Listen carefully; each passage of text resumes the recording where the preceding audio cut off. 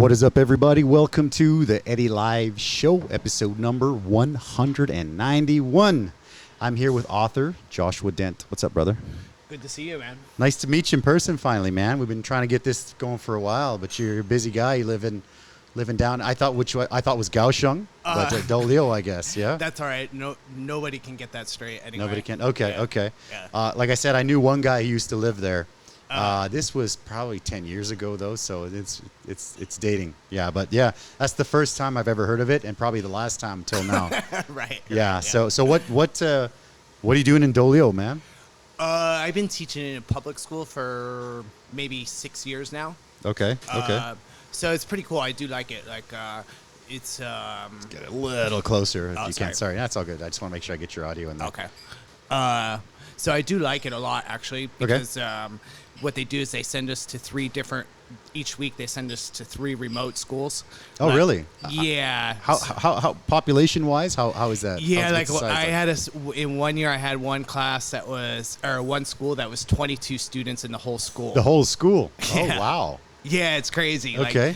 Like sometimes you'll have a class of just 2 students. Really? Yeah. That must be kind of nice, though, to get to know the kids better and stuff, right? Yeah. Sometimes if you teach and you have like a massive class, you can kind of know the top and kind of know the bottom. Like I taught before as well, and then the middle kids kind of get lost a bit, right? Yeah. I mean, and if you have like 50 kids or whatever, you know what I mean? Yeah, for sure.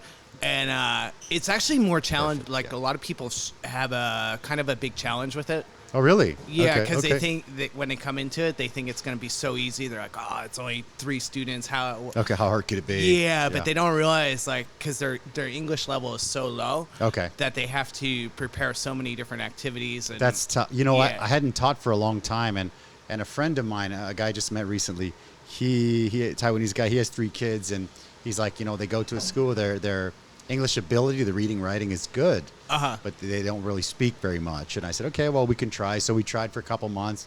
It was tough, man. And then, eventually they're just like, they're not talking. And I'm like, well, it's not really, what can I do? They barely talk when I'm talking to them. So good kids, but it's tough when, I'm not a magician either. You know what I mean? It's tough, right? Yeah. It's tough. Yeah. Yeah, because I think your experience is from the Taipei American School, right? No, God, no. For some reason, I thought you taught there. Right? Oh, God, no. Okay. I mean, it's a great place for sure. Yeah. And a lot of our teachers and we know all the faculty and a lot of the students and the families and stuff. So So basically, my story quickly is I'm Canadian. My parents are Mexican, and I moved to Taiwan 20 years ago. I was coaching soccer. I was teaching, and I taught in the beginning. I taught in Tuchen and in Banqiao, all Taipei, and then sort of Danshui. I was doing soccer and stuff out there. Eventually, we got married, and then we opened a stand in Danshui. 15 years ago. Yeah. And then we slowly kind of worked our way into this area. We had 2 restaurants here. Closed one just before COVID. So right now we just have the one. But it's pretty good. It's pretty good. But we're in this area. My daughter goes to local school. Yeah. It's great. The area's been good to us. Yeah. But I don't work at that school. That school it's awesome, and the teachers that are there are great, and the salary is great, and the benefit it's great. I know a lot of the teachers that work there, and they love it. They're happy. Yeah. Yeah. I'm amazed any restaurants could survive during COVID. Yeah. I don't know how you guys did it. So COVID, we coasted at about 50% of regular sales, which people think is good, but we hustled. Like we made like a little bit about Mexican food, right? You're American, right? Yeah, okay. Of course. So we made like tamales, like tamales. We were doing like loads of tamales and special products, and we were just shipping them and driving them everywhere. Yeah. And we have our own delivery system. We have Uber Eats, but we have our own system as well. So we had all that stuff, which was good for us. How do the Taiwanese customers take to like tamales? And so mostly the people that bought them were people that knew what they were. Yeah. I figured let's because it's a lot of work. I don't know if you ever made them. No. So from the beginning, for our tortillas, we grind our corn. So we're doing like everything from scratch. And so the tamales were, you need like an army. to make it. Like, and we, you know, luckily we had at that time an army of people doing nothing in an empty restaurant, right? Right. So we did that, and it was good. Like we're like, let's pre-sell 100, and then we're like, okay, then we'll make them, and then we pre-sold like 650 or something. It was crazy. So it was like weeks of just like, you know, like an assembly line of people making tamales and shipping them to Kaohsiung and shipping them everywhere. So the irony of a tamale assembly line in Taipei. Yeah, exactly, right? Yeah. And then it was good. It worked out pretty good. It's a lot of work though, so people now are still like, hey, when are you going to do those again? And I'm like, whoa. It's like I have to like shut down to make them, basically. Yeah, you know? Right. So it's tough. Yeah. But it was good. Things like that helped us a lot. But yeah, I kept all my staff through that time, and we did. I mean, we lost money still, but we were still hustling, and it was okay. Yeah. I mean, it wasn't okay, but it was. Yeah. I mean, if you could keep all your staff, that was. I mean, we got a good team, so I wanted to make sure everyone was taken care of and stuff. Our finances took a beating, but you know, after it opened up again, it's coming back. Yeah, it's coming back. So yeah. Yeah. Cool. Yeah. What about yourself, man? So, what brought you to Taiwan originally? Let's start with yourself. Yeah. Actually, it was pretty cool. I was working for like an insurance company, and it was just a typical corporate, super boring job. And I went for this big promotion. Okay. And I didn't get it, and my boss knew I was going to be pretty disappointed about it. Yeah. And he called me in the office. He's like, "What are you going to do, man?" And I'm like, what do you mean? Like, I'm just gonna go to lunch. Like after he told me. Yeah, you're like, what? Yeah, you're like, I'm going for lunch. Yeah. I'm thinking maybe Indian. I don't know. Yeah, right. You're like, right, what? Yeah, right. No, he's like, no. What's your plan? He's like, I know you. He's like, I know this place isn't good enough for you. And then, long story short, that we got to talking a bit, and he's like, there's got to be something that you've wanted to do. Yeah. Maybe you wanted to do for a long time, and you just put it off. And I was like, you know what? I was like one of the first people I told, because way back in like 2005, I believe. Okay. I was in Spain. Okay. And I came back home, and the plan was to come back home for a year and then go to Taiwan to teach again. Okay. And so I just got sidetracked, and I was like, yeah, I've actually been wanting to go to Taiwan. And he's like, well, what do I need to do to make that happen? Okay. And I said, how about you give me a month and just come and check and make sure I bought my ticket. And he goes, consider it done. You know? Okay.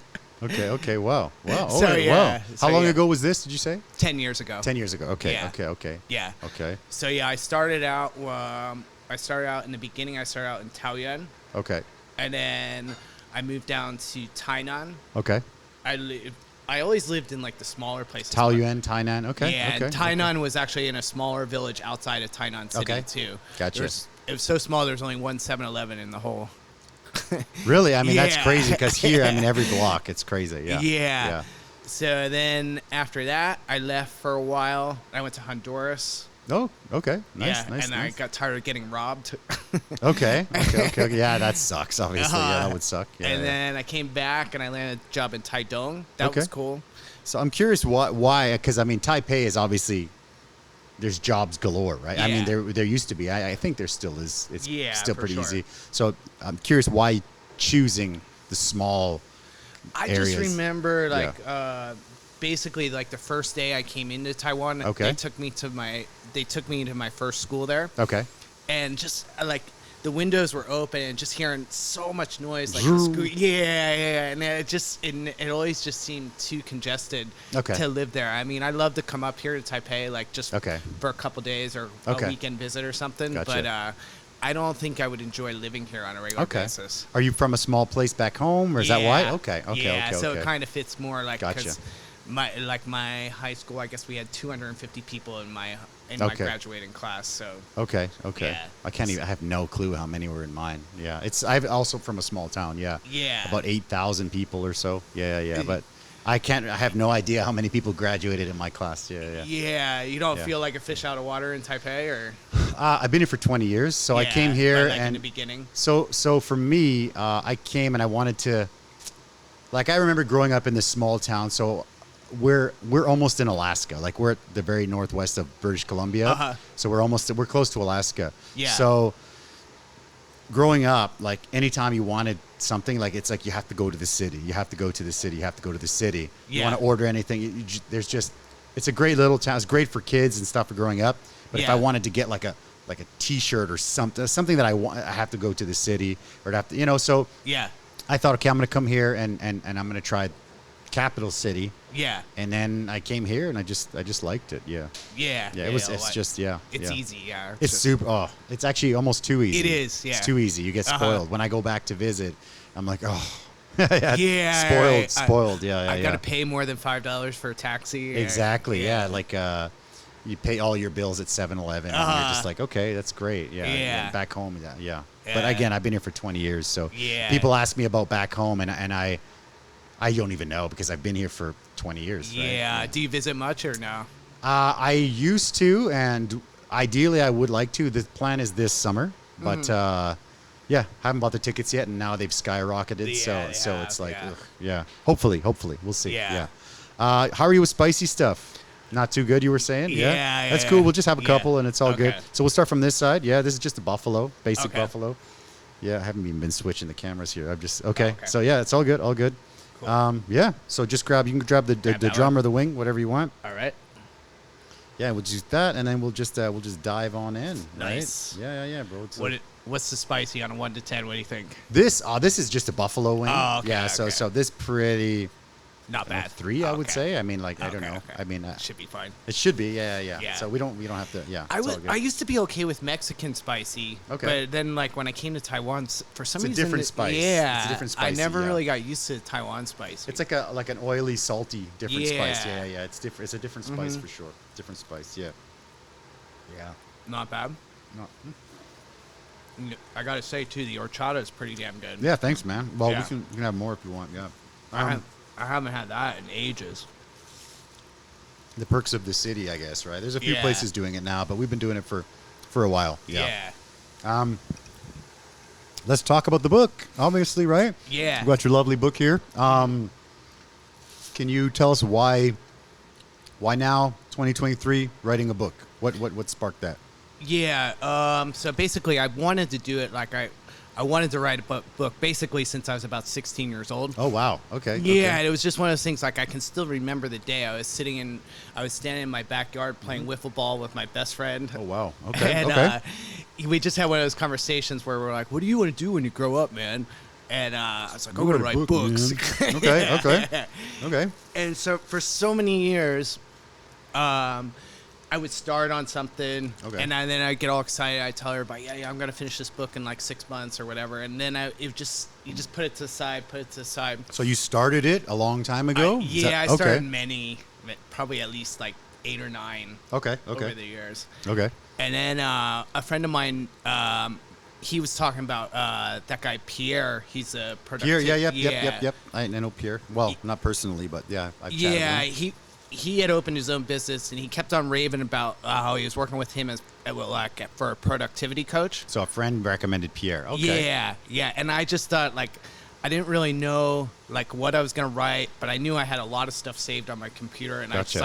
I was like, I'm just gonna call him and just see if he can help me make this happen. Okay. And I would definitely highly recommend it to anybody that's interested. You went on his podcast, right? That's him. Yeah. Is that him? Yeah, I haven't met him in person, but I caught that picture. Yeah, very cool.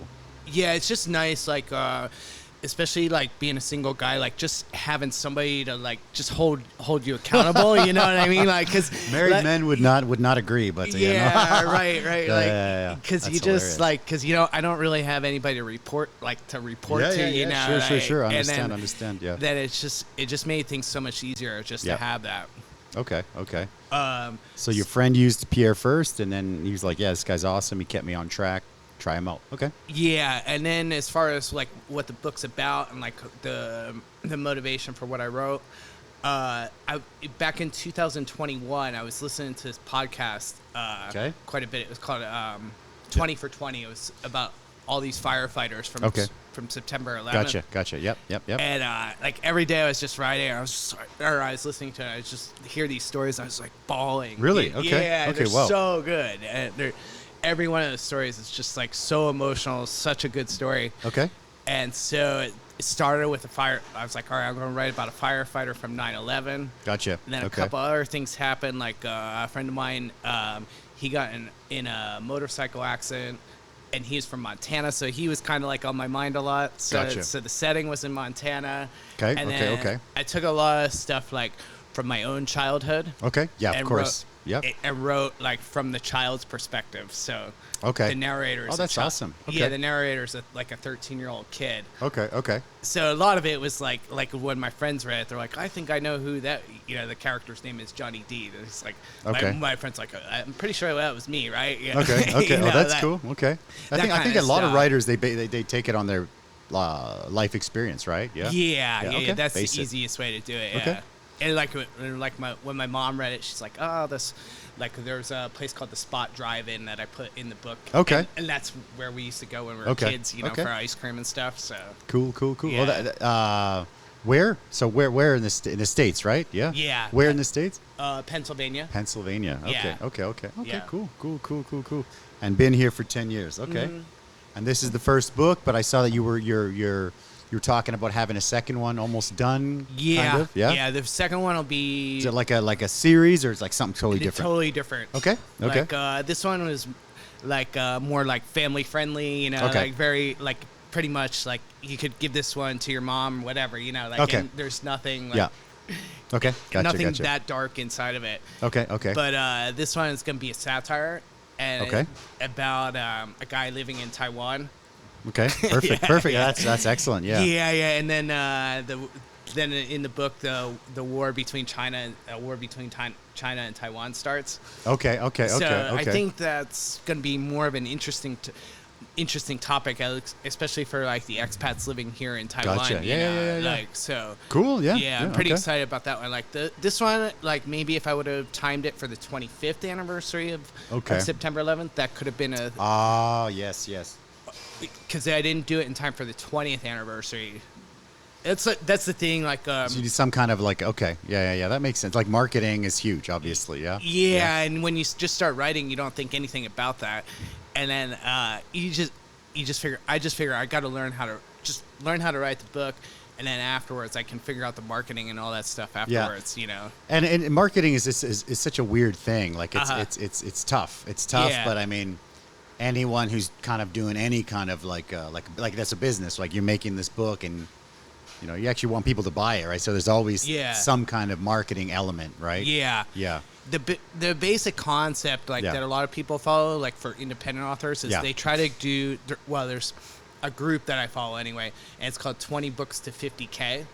Okay. So the concept behind that is the math says that if you get your 20 books out, more than likely, as long as they're somewhat decent books, you're probably going to get to the point where you're going to be making about $50,000 per year. Okay. That's cool. That's great. Yeah. And that's that residual, obviously, income that is forever, right? Right. Ideally. Okay. So the idea is like you're making your 50K, and then maybe you're living like in the Philippines or Taiwan or someplace where a low cheap, cost right? of living, Yeah. then your 50K is fine. It stretches out, and you're good to go. Okay. Beautiful. Yeah. Excellent, brother. Excellent. Yeah, man. So.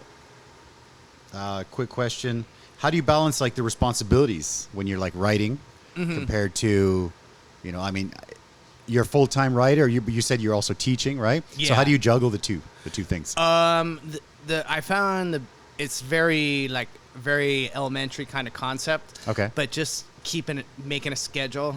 Okay. No. Yeah, that's super important. Yeah. It's so much stuff that like even throughout writing this book, it's stuff that you were taught when you were like 15 years old, 16 years old, as far as staying disciplined, keeping your schedule. There really isn't any other kind of hack. Like it's just like cool. Yeah. you gotta make the schedule, and then you gotta stay as close to it as you possibly can. Okay. And like if you. It's a discipline, right? Of like following your own schedule. Yeah. Yeah, and then if you don't get like, I go back and forth. Like sometimes I'll be like, all right, in certain parts of the book, I'd say I want to write like 3,000 words today.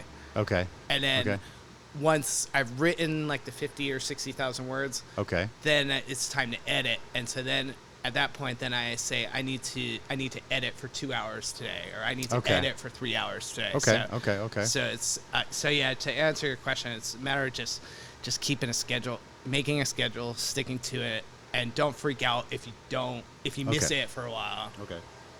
Like I hurt my back when I was writing this book. Okay. And like I couldn't even sit down. I couldn't sit down to type at all for like a month or something. Oh, really? Yeah. So did you just stop, or did you have some like voice to text or something? Yeah, I did a bit of the voice to text. I'm not a huge fan of that. Yeah. But yeah, it was a matter of just.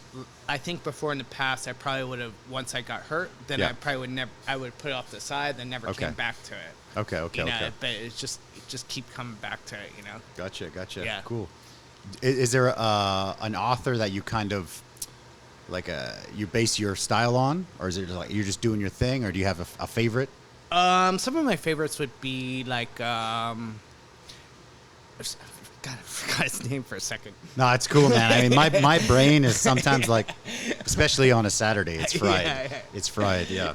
Yeah, like, God, I'm forgetting all three of their names right this second. But like a Mark Twain, like okay. Something okay. like that, yeah, like a yeah, satire guy, like Gotcha. something that, like this one was really like I said, this one was really PG-13, really nice, Gotcha. normal, very standard, like hero's arc kind of story, you know. Gotcha. Yeah. But I really enjoy writing the wilder ones, like the ones where you're like, whoa, what happened there? Why did that happen? You know, like and I know that like when you write that kind of stuff, not everybody's gonna like it. So like you gotta like. It's so hard. It's hard when you do something because you're thinking you like it, you don't know if people like it, and some people like it. But I think now with social media and with like the world is pretty connected, you will always find like some tribe of people that are going to like the style. I think, anyways. Yeah. Yeah. I've never wrote a book, but yeah. It's definitely much more. It's a great time to be an author because you have so many more opportunities than you would have like 20 years. Exactly. 10 years ago, even really. Beautiful. Yeah. Should we try the next one or yeah. Okay. So the next one is this one right here. You can go drum or wing. That would be Chipotle. Yeah, that's this one. This one. That's okay. That's fine. That one. Yeah. That's cool. I should spin this around, actually. So this is Chipotle. Nice. Yeah, so a little bit spicier. So I wanted to ask you, what's your favorite part of the writing process? While we do that. Yeah, do you have a favorite part? Yeah, definitely. Okay. The rough draft. The rough draft is fantastic because... Really? So you could just... Okay, you tell me. Yeah, because you can just sit down and just... Like, you sit down, it is kind of funny because you sit down, you just plow it out, like, you're just hammering away on the keyboard for an hour and a half, whatever. And, like as you're writing it, you're like, oh, this is so funny, this is going to be the best, you know. It's got like that train of thought, right? Yeah. So, like, at that point, you're not censoring, you're not editing yourself, and, that's definitely the most enjoyable part, yeah. Okay. Once you have to sit down and do the editing, that's more hard work, like... So, I mean, some people like it, but to me, it's more hard work at that point. Is it hard to edit your stuff? Like to be like, well, this is such a good thing, I don't want to cut it out, but it's too long? Or how does that work? Yeah. It's really hard. I hired, what I did was I hired an editor for off of Fiverr. Oh, nice. Yeah, Fiverr's great. Yeah. Yeah, so I hired a developmental editor. Okay.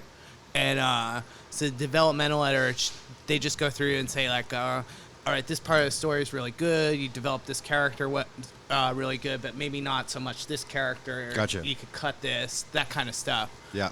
And then after you get the developmental edit, then you get a copy edit for the final part. Okay. And that's just a proof, like that's a basic proofread. Okay. There's stuff like, I mean, you could look at the same thing 50, 60 times, and you're just going to miss your mistake. It's just impossible. Okay. Yeah, no, of course. I mean, like, yeah, 100% agree. Like sometimes I'll be doing like a description or something for a video or whatever, and I write it and it looks pretty good, and then proofread it like 5 times, and then I post it, and then once it's up, I'm like, oh my god, I made it. You have to change it. It's just it's tough. Yeah. Editing your own work, proofreading your own work is tough. Yeah, impossible. You look at somebody else's and you're like, oh, that's such an easy thing you missed. But yourself, you're like, what? Yeah. Yeah, it's really hard. It's like running a business. I mean, like when you're doing your own business here, like the restaurant.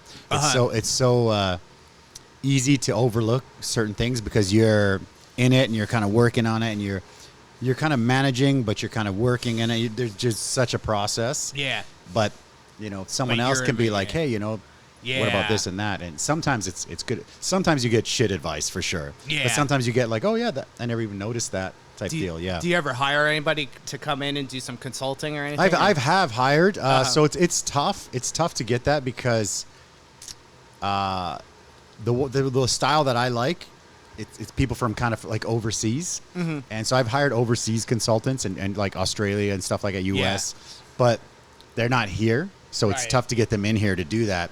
And I mean, if you work with them for a certain amount of time, then they will come.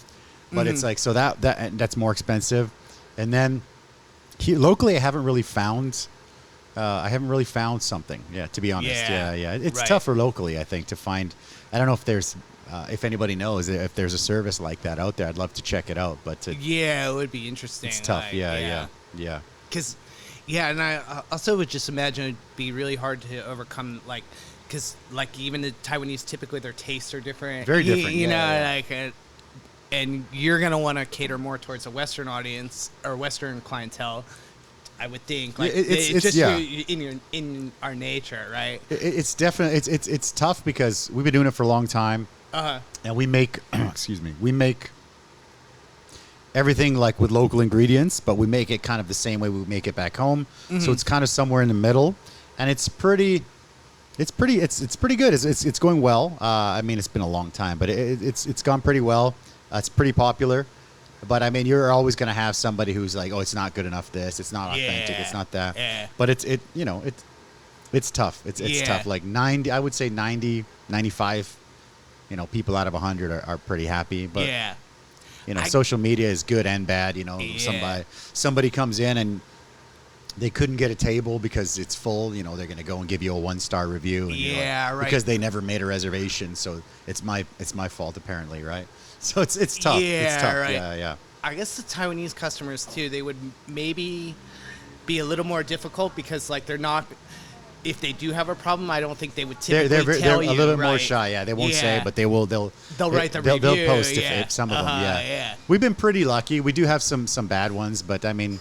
That's normal. Everyone's going to get 1-star reviews. It's been 15 years, so there's a lot of them. Yeah, but it's life. I saw a guy writing a book, and he put all his 1-star reviews on the first page. Really? I thought that was funny. Like, that's hilarious. Like it would be funny, like if you put all your 1-star reviews on your menu. I actually thought about kind of replying to them in like video form because some of them are just so stupid. It's crazy, and just kind of most people that. They've been coming for years, like they love it, and they couldn't imagine a 1-star review. Yeah. So they don't even look at like Google or anything. They just come because they like it. Yeah. But sometimes I'd like to be like, hey, look at this, and they'd be like, oh, I don't know, but probably not a good idea. But it's tough. Some of the ones that will actually take the time to do the 1-star review, I think they kind of want to be won over again a lot of times. Yeah.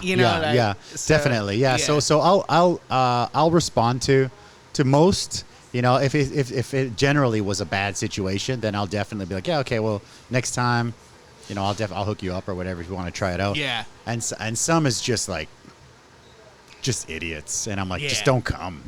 You know what? Just don't come. That's fine. You know what I mean? Like, I'm not trying to be like some arrogant person, but like some people are just. You find like a certain amount of people, a certain group of people, let's say, complain more and spend less. Yeah, and it's dude, like, you want McDonald's, go to McDonald's. Like it's tough, right? So, yeah, I don't know. How's that wing? Too spicy or spice wise? It's funny because at first I was gonna say I thought it was less spicy than the first. Okay. But it after a few minutes go by, it kind of catches up with you. Yeah, I mean, that's the Chipotle, right? Yeah. So, self-published. Right. So what's the process like? Self-publishing. It's pretty easy nowadays. So okay, really? Okay. Yeah. So basically, like I said, I got the developmental edit done. I got the copy edit done. Okay. I didn't want to do it without, especially the first book. I didn't want, because I know some people do it and not even have an editor or anything. That's too much. It's gonna be tough. Yeah. Yeah. So basically, all you need to do, like, once you have your file. Yeah. And then also the other thing is getting the cover done. Like I got you. Yeah. Boom. Yeah. Like check that out. Bam. Yeah. So like I had a professional designer take care of the cover. Yeah, that makes sense. Of course. Yeah. It was reasonably priced. So it was about $100 to do the cover. Okay. So yeah, basically I just took the cover file and then I took the PDF file of the document. and then I took that to the local print shop. Okay, you got to speak into the mic. Oh, sorry, or else we won't get any audio. Yeah, because these mics are because usually the restaurant's crazy. And so these mics, you got to be like right there. If okay. Won't get anything. Yeah, sorry, it's cool. It's good. It's good stuff. I want to make sure we get the audio. Yeah. So what was I saying? So basically I self-published. Yeah. You hired a designer for the cover. Yeah, and then the other thing you need to do too. Actually, this kind of threw me for a loop. Okay. Didn't even think of it. You need to pay for like almost like an interior designer. Oh, really? Yeah, just to get the like the chapter titles done right. And there's a lot of little things like scene breaks and stuff that you wouldn't think of. And there's certain rules and standards that they typically follow, like far as like when the chapter ends, maybe there's one blank page. I forget all. Oh, really? There's a lot. Wow. Okay. There's a real lot to it. And so stuff you don't notice when you're a book reader, but when you're a book maker, it's like, holy crap, there's a lot. Yeah. But if it wasn't done, you'd be like, what's going on here? Okay, yeah. So what's wrong? Yeah, that makes sense. Okay. So that was a little bit a small surprise. Yeah. And then so then I just take those two files and I went to a local print shop. Okay. And cool. Yeah. The quality looks great. Yeah. And it's kind of cool. Like the way I did it was I was working with Pierre, and I set a deadline. I was like just like a little like self. No, you got to have that. You got to have that. Yeah. Yeah, and I kept saying to him, I'm like, God, I don't know what's gonna happen, or I don't know how to make this deadline serious enough so that if I don't make the deadline, that some consequence. Yeah. So what I did was I was telling a friend of mine about this, and she goes, all right, if you don't have, what's your date? Mm-hmm. And it was like January 18th. And she goes, if you don't have the book done by that day, how about I kick you in the nuts? Okay. Wow, that's so there was no way I was not going to finish. That sucks. Nobody likes being kicked in the nuts. Yeah. So the point of saying that was because I wasn't finished until about 3 or 4 days before this little self-imposed deadline. Really? Okay. And I went into the print shop, and at first they're like, "No, there's no way we can't can do it." Yeah. Right. But then I had my Taiwanese boss come in with me. She talked to him, and then they were able to do it in like 2 days or something. So wow. It was fine. And what's the first like batch of printouts? Like 50, 100, 200? I did 25 for the first one. Okay. Oh, that's great. Okay. I was scared to death. I was like, what if I print all 25 and nobody Okay. Gotcha. Yeah, of course. You get what if nobody buy, like I'm sure it's the same like when you open your restaurant. You're like, what if nobody comes today? No one comes? What if you probably go through that every day? We've had that, man. In the beginning, there's a lot of days where when we started, there was days where it's like zero. Yeah. Nobody came in that day, and you're just like, wow. At the very beginning, and then you start to like question, like, what the hell am I doing? Yeah. Because like you're minus because you're paying people and all that stuff. And then also, sometimes it'd be a 0 day, and you'd pay like a delivery guy. Yeah. So you're minus, and then you're minus for all the electrical and all that stuff, electricity stuff. So it's crazy. It's crazy. Yeah, the restaurant business is crazy. I mean, they say, what is it, the first year, most like 80% fail or something. Yeah, I'm sure. And then the next 5 years, another, I don't know, by 10 years or something, it's like 98% already failed. It's crazy. Right. It's a crazy, I don't remember the numbers, but it's crazy. Yeah. Even I knew I had a book signing event at the restaurant in our city. Oh, even I knew a lot of people were coming, and I was still so nervous. I was like, what if nobody all these people come? What if they all just look at it and go, I don't want to buy this? It's tough. It's really tough. It's tough because you're putting yourself out there, right? Yeah. It's definitely tough. Yeah. But I've done okay. I've sold 200. Awesome. That's great. Yeah. That's awesome, man. Yeah. Congrats. They say the average independent author won't sell more than 250 books in their lifetime. So okay. So that's pretty cool. That's amazing. Yeah. And I think there was another stat. It was like to get over 1,000. Yeah. You have like a 250,000 to 1 chance. Oh wow. Okay. Yeah. So is it all physical books? You have any ebook thing or anything going on? Yeah. I sold a whopping 2 ebooks. Like is it Amazon or how does the ebook thing set up? I put it on Amazon as well. Okay. Yeah. So the process with Amazon was pretty straightforward. Basically, you just sign all their terms and conditions and all that kind of stuff. Yep. And then you just load your file. Okay. and then it's good to go in like 3 or 4 days. Okay. Wow. So yeah, the ebooks I haven't no quite idea, figured out. I don't read them myself, so I don't really feel that. I probably don't talk about it in a very confident way because just because I don't read them. Like I don't even know, you know. I read them more here, well, in Taiwan because I have, you know, like a Kindle or whatever, right? Mm-hmm. But I think that it's weird because, you know, we live in this little bubble, right? And we know we don't know everybody, but most of the expats and a lot of the Taiwanese in the area, we know them and we know all the business owners. So sometimes if I go to like a coffee shop, I like to have the ebook, because no one knows what I'm reading, right? I like to read like sometimes I'll read like I like to read a lot of business books. I'm like, how can I make this better? Sure, yeah. Right. But if I found that when I had like the physical books, customers like in the coffee shop that I knew, they'd come in and be like, "Oh, hey, yeah, you're trying to be a millionaire, huh?" And I'm like, I just want to get a little better. I just want to get better, man. You know, just like, and they're just like, and everybody will be like, "What you reading?" I'm like, "Oh, nothing." If it's an ebook, you could be like, "Oh, nothing." But if it's something else, it'll be like, "Oh, hey," like I'd be like, "Oh, you'd be a fireman now. You're changing your career to fireman now, right?" I'm like, right. What? You're like, yeah. Right. And what do you say? It's your customer. You're like, okay, cool, but so that's what I like about the ebook is like no one can really tell what you're reading, right. But I find definitely I read less than the physical book. Like the physical book, you can a page turner, right? And the ebook it's a bit different for sure. Do you feel like you remember everything from the ebook? The ebook, no, less, way less. Yeah. I read a statistic one time. You only typical person only comprehends like 20% of what they read online. Okay. So that's kind of... That makes sense because, I mean, your brain kind of... I would think with an ebook, your brain will filter out stuff because, you know, when you have a physical book, it's... I don't know, it's a different feeling for sure. Different feeling, man. I don't know. Yeah. Yeah, I don't know. So self-published, all good. Promotion. What did you have any tips? I mean, you were saying 200 books, which is amazing. Yeah. Do you have any tips for promotion? The best I've done so far is just having these in-person events. Okay. People love it, like when just meet the author type deal. Okay. Yeah, just getting a signed copy. Okay. That was actually super exciting too. It's kind of silly, but like no, of course, people waiting for your autograph and stuff would be pretty cool. Yeah. Yeah, and I didn't even think anybody would want it. You know, like like even though I knew all this stuff was gonna happen, you still like when you first do it, you're like, are they really gonna ask me to sign it? That's great. Yeah. But then like people started explaining it to you. They're like, yeah, well, we of course we want you to sign it because what if you do actually make it? You know, like we want to have your first. We want to sell it. No. Yeah. We want to make some money. Yeah. No, so I'd say that's funny. No, it's good. That makes sense. Yeah. I'd say the in-person events, those have been the best for me so far. I've been doing not so good on Amazon, but what I've been tinkering around with a bunch of different stuff. Okay. One interesting thing I did recently was I used AI to create pictures of like some of the main characters. So where's he at? Yeah. This guy, yeah? Yeah, so like that one is I called him Mr. Chuck.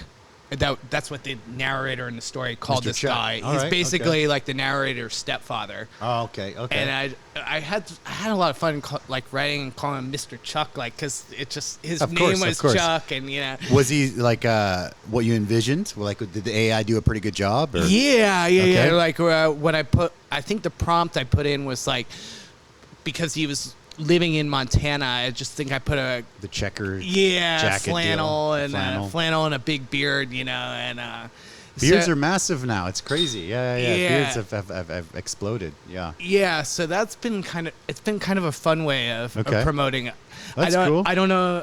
It's hard, like you were saying before. You don't know what actually is working. It's hard to figure out what's working, what's not. You get a sale here, you get a sale there, and you really have no idea if it was from this thing, you know. Yeah. But either way, I think that's a kind of interesting way of going about it. Have you had to ever have like like people critique your book, and then like how does that process? Like how are you? When someone critique, like I was just saying, we get 1-star reviews, and then at the very beginning, I was like, oh my gosh, and then please come back, I'll buy you like tons of stuff, and then it's been 15 years now, so now it's like, I mean, I still do read them, and I'll respond if we legit screwed up. That's on me. I'll fix it. Sure. But if somebody's just having a shitty day and they're just like, you know what, screw this place. So what's your response now? I've been trying to be pretty humble about this one. Like, yeah. it's my first book. Yeah. And so, like, I assume there would be some really bad feedback and that kind of stuff, you know? Okay, yeah. There has, like, it's been hit or miss. Like, what I found is, like, the people, because this Mr. Chuck, he was going through some PTSD in the story. There he is, yeah. And Mr. so Chuck. the people that I know that have had, like, some of their own trauma to deal with, they relate quite well to the story. Okay. Maybe somebody who's had a more, I don't want to say cushy life, but like cushy. not as dramatic as a background. They kind of go, oh, that's fake. He's aware. Yeah, or they just kind of go like, that was a little too sad or whatever. Okay. But like, it's all fine. Like, I'm happy to take any feedback I get. You know. Gotcha. Like one, I'm trying to think of an example of a bad feedback was, I had an event in Kaohsiung, and these two ladies came up. They were down in Hengshui. They were living down there, and they saw I was having this event, so they wanted to come up, support. Hey, check it out, yeah. And they both had worked in a bookstore for like 30 years or something. Okay. And I think their standards were going to be a little high. Well, I mean, you know? Okay. So they read through it and they were just like, it was fine. They were just like, I think you probably could have done a little bit better on this. I was like, no, that's cool. I'm happy to, like, anything, especially if you get any kind of like specific feedback. Okay, that's different. Yeah. Yeah, so like a few people are like, I think you used too many metaphors. I'm like, yeah, you got me. I did, yeah. Okay. So like you just, I guess to answer your question in a long answer is just try to be as humble as I can and just accept it that it's gonna come on the first 10 maybe. So is there like a line for you to draw? Like, for example, again, I've never wrote a book, but either restaurant, where sometimes it's like, okay, that's legit. Okay, I messed up. But then there's just like, okay, that's ridiculous. You're like is there a line where some advice where you're just like, okay, and then you just kind of like let it go? Has that happened, or you're like, I don't really? think it's No? really Not happened yet. Okay. Yeah, like I said, like maybe it's a lack of confidence or whatever, but like I'm just trying to be as open as I can to any feedback I get. I'm like, all right, cool. What do you want to tell me? Cool, you didn't like it? All right, tell me why didn't you like it? You know, that kind of stuff. Yeah. Beautiful. Yeah. Awesome, man. Yeah. How we doing spice-wise, brother? You good? Should we go one more? One more? Okay, this one's a step up for sure. So, so that's the Korean. So. Oh yeah, the Korean one is the always. Korean one. Yeah, it's kind of like a halfway point. Yeah. Go for it, bro. Yes, another beer. Yeah, another hazy. Yeah. You want to try a different beer? Yeah. What else? Can we do the Juicy Tango? Yeah. Yeah, I'll try that. Yeah. That's from Shindian Brewery. The first one was Red Point, and the second one is Tilted Shack. So we pour local like good local beers on tap here. So, yeah. Is that easy to get here? Or? It wasn't. Yeah. But in the last, I would say six years or so. Yeah. If you're really like looking for it, it's easy to get. I mean, easier than before. Before there was nothing. There's a guy in Kaohsiung. I don't know if you know him. His name is Brian Sharp. What's his last name? South African guy, Brian. Ooh, I don't know. Maybe? I don't know. I'm not sure. I don't know. He might not be doing import beer. So all I know is he sells a bunch of different beers. So I was yeah, I know he supplies different bars and stuff. Okay. Well, so we have a couple of imports in the fridge, but we've got 7 taps, and they're all from 7 different. Not maybe like they overlap, but different breweries in Taipei and stuff. So Taiwan really like different breweries from all over. Different styles. A lot of them, their head brewer is an American guy, so the IPAs are pretty solid. Like the one you just had and the one you'll have now. The main guy's an American brewer, so it's good, pretty good stuff. I think. Yeah. I know. I like it. I like dark beers a lot. American here, like I was saying, international. So IPAs sell like super well. You got to have one lager on tap for the Europeans that just want like a lager. Right. So we do. But IPAs and pale ales and stuff like that, those are always the big sellers. Yeah, for sure. There was one time where so we rotate all of our beers. There was one time where I kind of like misjudged, and it was one lager and then 6 different kinds of IPA, right? And I got so many compliments from all the American guys coming in. They're like, "Oh my God, this is your best selection ever." I'm like, "No, it was a mistake. It's all IPA, basically." Right. Like, "No, I screwed up." Yeah, they're like, "No, keep it like that." I'm like, Is it It's hard? pretty funny, yeah. Is it hard being a beer lover and being around beer all the time? That's why I don't think I could ever work in a restaurant. It's not because Okay. You see the bad because I watched choices Scarface. people make. You want the movie Scarface, right? Yeah. I'm a big fan of that. Uh-huh. No, because it's tough because, for example, I coach soccer here, so I did my own soccer school for a while, and I seem to have like quote unquote kind of monetized like my hobbies. Like this is kind of started as what I something that I like, beers and Mexican food and stuff. And so when you're in it all the time, like people are always like, hey, let's go for beers, and I'm like, oh, I don't want to. I actually don't want to go. I just kind of want to hang out at home with the kid, you know. So. Right. But it's been good. It's a good experience. I enjoy it. I do like picking the beers and getting to know what's on the menu. And like yesterday we did Cinco de Mayo and organizing that. Yeah. I do enjoy it. Sometimes it's overwhelming, but that's just life, right? Yeah.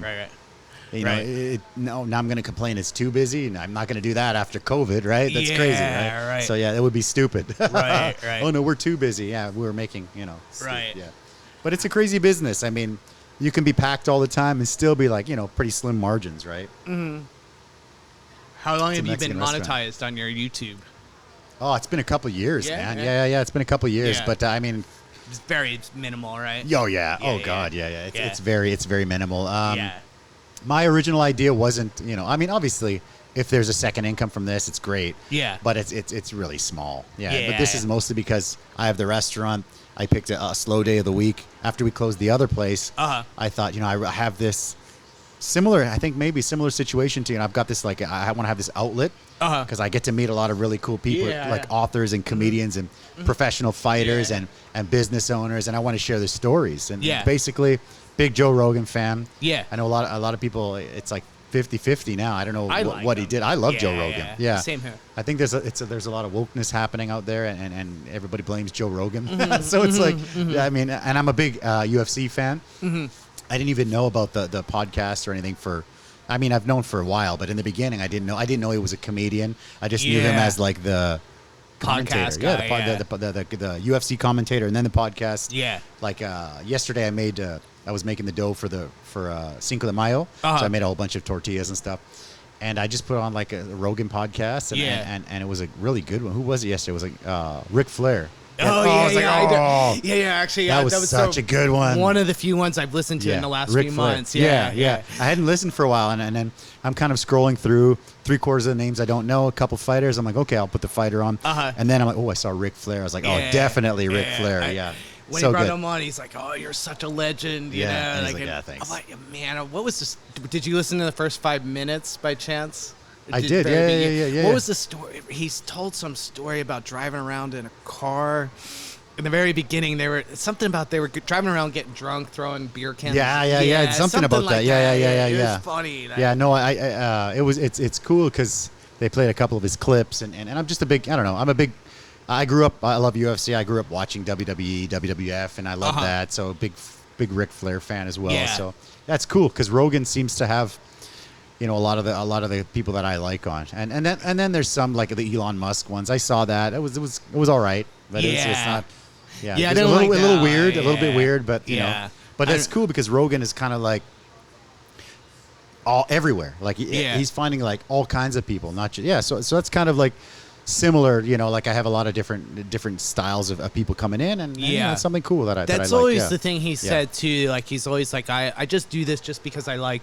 I mean, maybe he's lying. I don't know, but like for sure he started it like that. Yeah, and now he makes bank with it. But I mean, it's a similar thing. I mean, obviously, can't compare to that. But I get to meet a lot of really cool people that I probably wouldn't have met. Yeah. Actually, that's funny because I told some guy that I was coming on this, and he's like, somebody goes like, "Oh, what is that show?" And the other guy was just joking around. He's like, "Oh, it's like the Joe Rogan of Taiwan." There you go. Hey, I'll take it. I'll take that. Right. Shout out to you, whoever you are. Appreciate Ethan it. Yeah. is his name. Yeah. Hey, and also like, I'll even do some if there's a guest I really want and they don't speak English, like I'll do it in Mandarin. Oh yeah. It's tougher, obviously, because I have to get.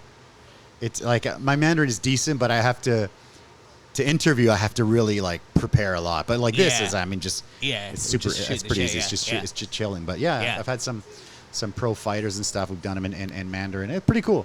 Yeah, but it's definitely tougher, man. Yeah. Yeah, those guys have such, when you're talking about discipline, that's just incredible discipline right there. Oh, yeah. I love that. Yeah.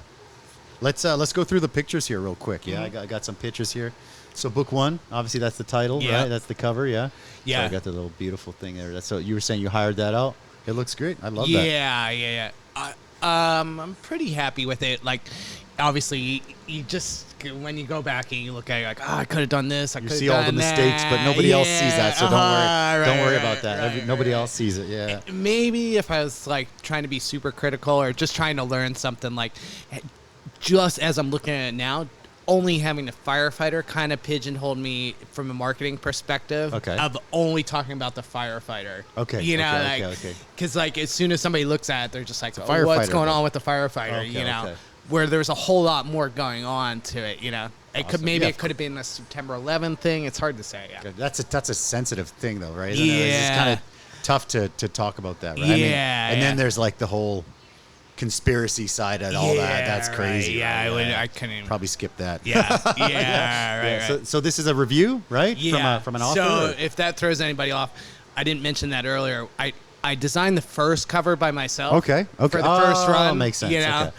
And then I just decided, I was like, maybe I should pay some money and get it professionally done. The other one looks better. Like it looks definitely. Yeah, this is decent for sure. Yeah. So that's one of my friends when he first saw it. He's like, "How much money did you pay for that review?" You know. Okay. Yeah, that's hilarious. He's just busting my balls. Yeah.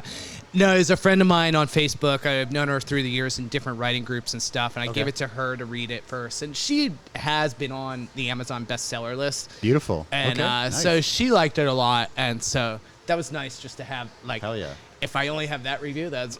no, shoot, man. Hell yeah. That's all good.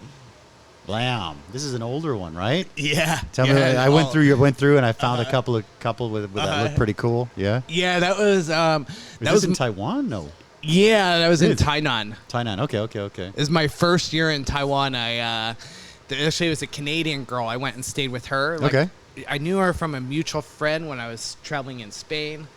I traveled with this girl in Spain, and then she's like, "Oh, my friend Devin lives in Taiwan. You should meet up with her." Okay. So I met up with her, and then I spent like a week at her house just partying like in Tainan. And a bunch of Indonesian guys of all things. Yeah, I was going to say, like, because I have a lot of Indonesian guys that work with me.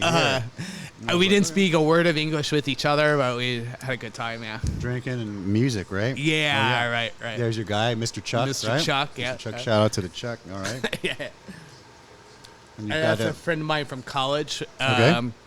The proofreader, or no, someone else? No, just a friend of mine. She just took a quick picture. That is actually, it's good that you brought that up. Like for the people that have bought the book. Yeah. Like as soon as she took that picture and posted it to Facebook, I got like 3 sales immediately. You know, like if a good-looking girl holding the book, that's marketing, right? You got a good-looking girl doing it. Exactly. That helps, man. That helps a lot. You were speaking of the signing earlier here, right? Yeah. So I had this in Hsinchu.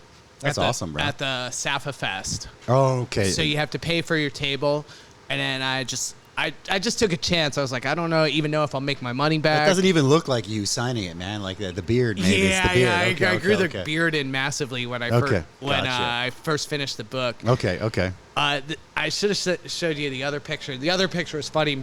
Oh, shoot, okay. That's fine, but like...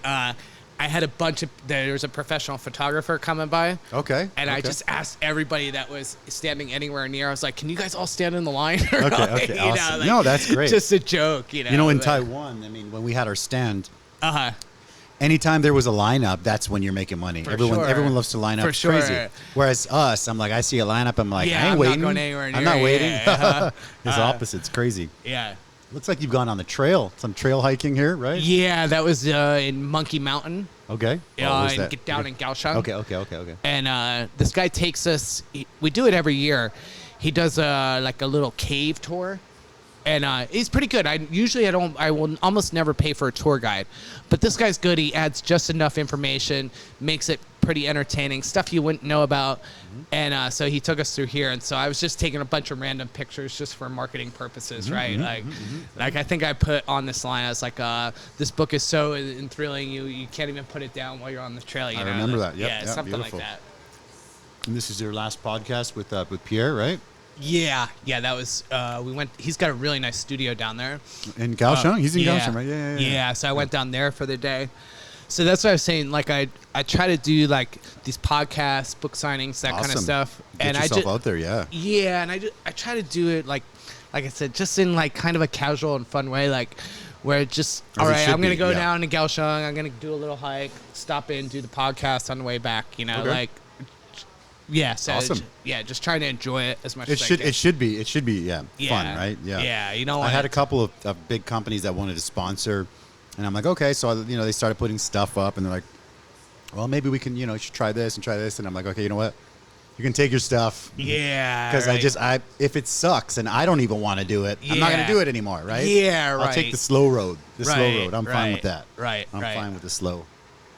It's like this is like a big hike. Yeah, I can't see which one it is. I want to say Snow Mountain, like maybe Snow Mountain East. Yeah, I don't know. So that's.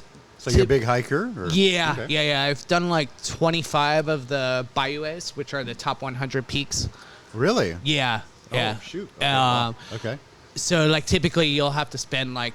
This one, I want to say two nights, 3 days, something like that. Oh, wow. Yeah. Oh, shoot. Yeah. It's like a ultra marathon hike type thing. You just don't stop. Yeah, basically. You have like a tent or something? Or? Yeah. Okay, really? Yeah, it's usually... Taiwan's nice, though, because a lot of them you can sleep in the cabins there. Oh, that's cool. So, a lot of times nice. You don't even have to carry the tent. That's cool. You just rock up in your sleeping bag. I also did... it was when I was... About 4 years ago now, I did about 600 miles on the Appalachian Trail. Really? Yeah. Oh wow. Okay. So I started in Maine. I worked my way all the way down. Yeah. Really? Yeah. It goes. I don't know if you know about it. It goes all the way from Maine all the way down to Georgia. I've heard of it, but I didn't. Oh wow. So most people walking, take. Wow. Okay. Yeah. Most people take like 6 months, and they'll just walk the whole thing. I started really late. It was just a random I had quit my job, and I was just like, I'll just give this a go for a little while. Yeah. So I started late in the year, and I got to like November, if I remember, and the weather forecast was like 5 nights in a row of like minus Celsius. So I know. It's hard. It's hard. I know. So it was like 20 degrees Fahrenheit, like. For the weather forecast for 5 days in a row. Okay, I have no clue what that would be. But about -3, -4 Celsius. Okay, yeah. And if you're outside walking, that's and tough. I was like, all right, I'm going to get off. So then I got off, and then I took a Greyhound. My entire family thought I was crazy. Okay. I just wanted to do it. I just took a Greyhound from Virginia all the way over to Arizona. Really? How long did that take? About 4 or 5 days. Okay, wow. Yeah, you see some crazy people on there. Like a lot of the stops are right by the prison, so like people just getting out of prison. Okay. And, yeah. Oh, that's tough. I actually, as a kid, around 12 years old. So my parents immigrated to Canada from Mexico, and then there was a point where my dad's parents, my grandparents, also came up for the benefits, and they loved Canada and stuff. But then eventually they didn't like it. They wanted to go back. Yeah. And we had just bought this huge Econoline van with a bed in the back. Yeah. And we drove them back from almost Alaska to Guadalajara. Yeah. So it was about 5 or 6 days as well. It was crazy. Right. It was crazy. Yeah. It was an experience. But it was crazy going through some breaking down in Arizona and stuff like that. It was crazy. Yeah. But it was pretty cool. It all has character, I guess. Yeah, right? for sure. Yeah. I mean, would I do it again?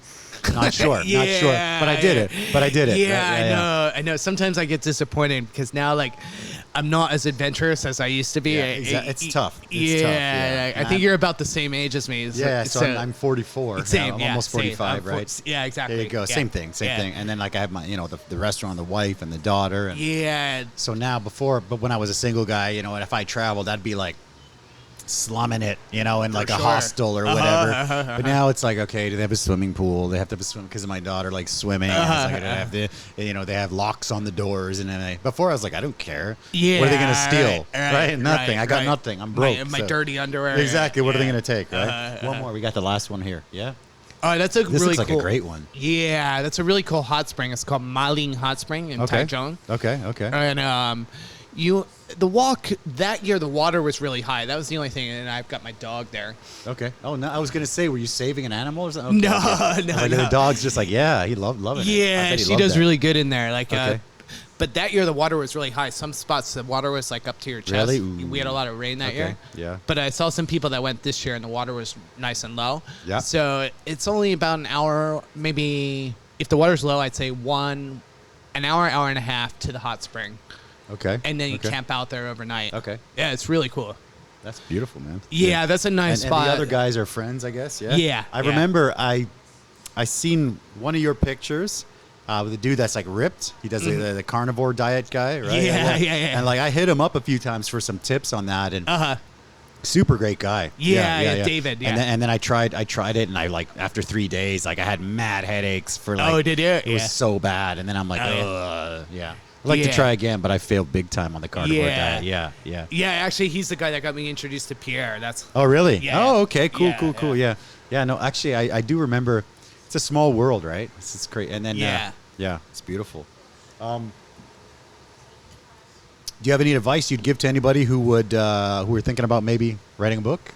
Yeah, I would say that the best advice I could give you is just put yourself out there and just do it. Like, Okay. I wish there was a more substantial advice, but there's no other way around it. Like, Yeah. there was a guy that called me. His name is David. He called me about a month ago. Okay. And he was like, I'm thinking about writing this book. What should I do? And he just kind of, I just kind of walked him through it, but it just always just comes back to you're probably not going to make any money on the first one anyway. I understand. Yeah. And you just got to go through the process and like You got to get that experience, right? Yeah, like I'm quite happy that I did it because I learned like in the last 6 months or so, since I wrote this one, I learned more in 6 months than I learned in the last 10 years easily. There's something to be said about doing, right? Like learning as you go, right? Yeah. As opposed to like reading books about how to do it or watching YouTube videos about how to do it, just doing it. It's a big different thing. Yeah, it's very different. Yeah, and I guess the other advice would be just you're going to get criticism. Just be as humble as you can. Just take it all in. And you're going to have bad, like... Oh, yeah, for sure. That's life, I think. Even like I had a book signing event in Kaohsiung maybe 2 or 3 weeks ago now. And it got to be like, maybe let's say like 2 or 2.5 hours into the night. I did a bit of stand-up comedy that night too. Everybody awesome. Everybody bombed. Nobody's buying books. Oh shoot. Okay. Hey, and, we used to do stand-up comedy here, and there was a couple that was like, oof. Yeah, but it's tough. It's fun though. It's tough. Yeah, man. But even just having that experience. Yeah, like no regrets. Just do it. Yeah. Just do it. Even if you fail, it's better just to have done something. Yeah, I agree. I mean, I remember one time we had a comedy show going on here, and this one guy goes up and then he just bombs or whatever. It's like, okay, so the next guy comes on. Was it back with like Handel and those guys? With Sam Yarbs before they had 23 open. And so this one guy bombs, and then the next guy goes on, and he's just like, don't worry, I won't be as bad as that guy. Right? And he's way worse. And he's way worse. And I was like, oh. I specifically remember this one guy who was like super monotone. And he was it sounded like he was just building to like something hilarious. And then he just stopped. Yeah. And I was like, I wonder who. I don't remember the names, man. But it was funny though. It's always a good experience. Yeah, for and then you get like someone like Sam that goes on. He kills every time. He's like, hey, and he goes up and he tries to like connect the dots and he's hustling and it's awesome. I love it. I love it. Yeah. So last question, man. What message or takeaway do you hope readers would get from your book? Perfect. That they. I actually end the book on, I say, I hope you can go out and do something good.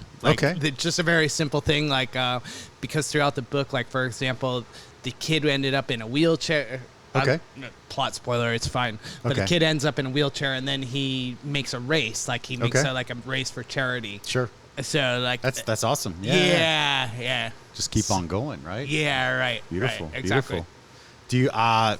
Do you have anything you want to add before we cut it, or what do you think? I mean, do you have a link? I actually in the description below, I have the Amazon link, but if you have any other links you want to share, I'll put them. I'll give you also the Facebook page for the book with Hope. Okay, sure.